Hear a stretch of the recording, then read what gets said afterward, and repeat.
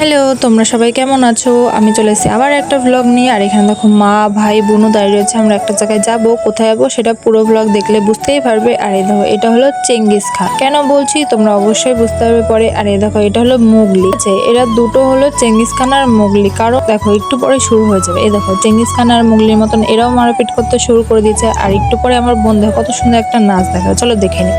চোখ তুলে দেখো না কে এসেছে।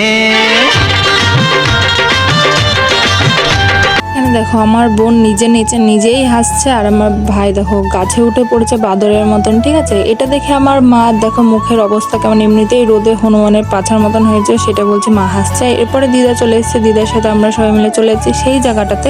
এখানে মা দিদার সাথে কি কথা বলছিল ভগবানই জানে, আমি তো ভিডিও করার ব্যস্ত। আর এদিকে দেখো আমরা মাঠ দিয়ে যেতে যেতে কত বড় একটা বাজার বসে গেছে, যেহেতু শনিবার ছিল। এরপরে আমি যাই না এখানে কি ভাবতে ভাবতে আমি ভিডিও করতে করতে যাচ্ছিলাম। আর সেই জায়গাটা আমরা চলে এসেছি, এই যে দিদা আগে যাচ্ছে, তার আগে বুনু আর ভাই, আমি আর আমার সবার পেছনে ছিলাম। তো চলো জায়গাটা তোমরা দেখিয়ে দেওয়া যাক কি জায়গা।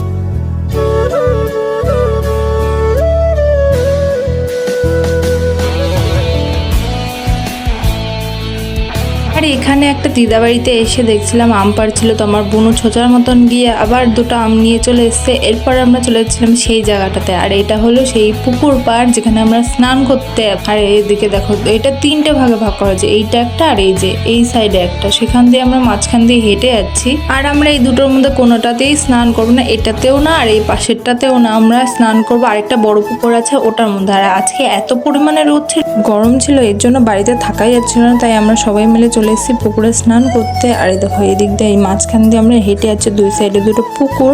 আর আর সবার আগে ছিল দিদা, মা, ভাই, বোন, আর সবার লাস্টে ছিলাম আমি। আর এই দেখো এটা হলো সব থেকে বড় পুকুর, তিনটে ভাগে ভাগ করা বললাম না। নিচে নামতে গিয়ে উল্টাতে বেঁচেছি আমি। আর এখানে আমি জল দেখে নিজেকে কন্ট্রোল না করতে পেরে আমিও জলে নেমে পড়েছি ফোন নিয়ে। তারপরে আমার ভাই আর বোনু দুজনে আগে আগে চলে গেছে, তারপর আমি একটু লাফালাফি করে নিলাম জলের মধ্যে। তারপরে দেখি আমার মা আর দিদা দুজনেই নেমে পড়ছে। আমি তো বুঝতেই পারিনি যে প্রথমে এরাও স্নান করবে। তারপরে আমি একটু ফোন নিয়ে আগে এগোতে গেছি, তারপরে আর ভাবলাম যে না, ফোনটা নিয়ে একটু বেশি রিস্ক হয়ে যাবে, তাই আমি ফোনটা রেখে আবার জলে চলে গেছিলাম স্নান করতে। তারপরে কিছুক্ষণ পর আমি আর দিদা একেবারে পুকুরের শেষের দিকে যাচ্ছিলাম। ওখানে মা, একটা দিদা, বুনু, ভাই সবাই ছিল, কারণ ওখানে গুগলি আমরা খুঁজছিলাম, গুগলি খুঁজে খুঁজে বের করছিলাম। আর এখানে দেখো আমি তোমাদের একটা তুলেও দেখাচ্ছি, নিচে কাদা ছিল বলে গুগলিটা তুলতে গিয়ে আমার নৌকেও কাদা ঢুকে গেছিল। এরপরে যে মা, ভাই, ওই দিদাটা, বুনু সবাই ওখানে রয়েছে। আর এই যে আমার পাশে হলো দিদা, এই যে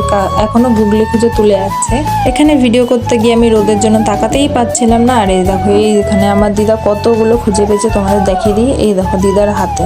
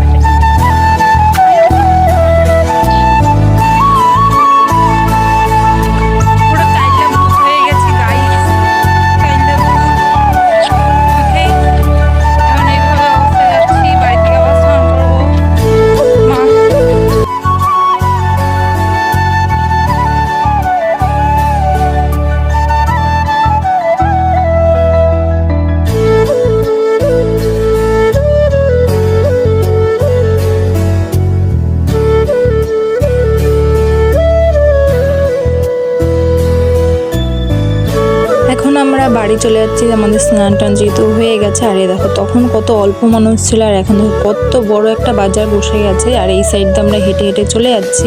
তোমাদের আরেকবার দেখে দিই, দেখো কত বড় একটা বাজার। এখানে তোমাদের আরেকটা জিনিস দেখায়, আমার দিদা বিয়ের পর যে ফার্স্ট টাইম যে বাড়িতে এসেছিল সেটা হলো এই যে এই বাড়িটা।